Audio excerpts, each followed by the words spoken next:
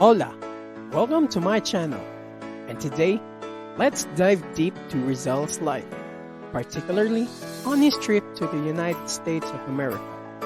Jose Rizal visited the United States and docked at San Francisco, California on April 28, 1888 with his team named Belgic.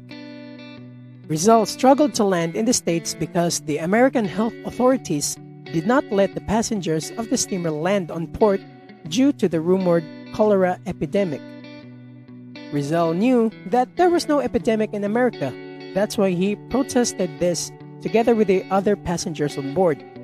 Later on, he found out that this problematic scheme was motivated by politics, and the ship carried about 643 Chinese coolies. On May 4, 1888, Rizal was permitted to go ashore and was booked at the Palace Hotel.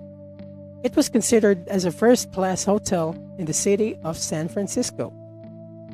When he arrived in the country, he observed the rising number of discrimination by the white Americans to the Chinese and the black Americans. In other words, racism already exists in this point of time.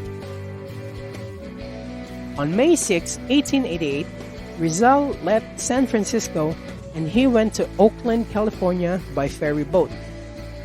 On May 7th, he had a good breakfast at Reno, Nevada, also known as the biggest little city in the world. On the same day, until May 13th, Rizal wrote on his diary about how beautiful his memories were in Reno, Oakland, Denver, Omaha, Ogden, Chicago, Boston, and until he reached Albany, New York. Rizal arrived in New York City on Sunday morning of May 13, 1888. He called it the Big Town, and he stayed 3 days in the city. On May 16, 1888, he left New York City and went to Liverpool so that he can go on board towards the city of Rome. In this travel, he saw the Statue of Liberty. Jose Rizal has good and bad impressions for the United States. The good impressions were the following. Number 1, the material progress of the country as shown in the great cities, huge farms, flourishing industries, and busy factories. Number 2, the drive and the energy of the American people. Number 3, the natural beauty of the land. Number 4, the high standard of living. And number 5, the opportunities for better life offered to poor immigrants. Meanwhile, the bad impression was the lack of racial equality.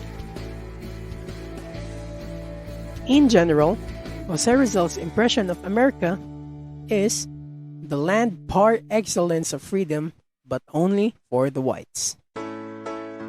That sums up the adventure of Jose Rizal in the United States of America. I hope you learned something from his travel. Thanks for listening, and don't forget to subscribe. Adios!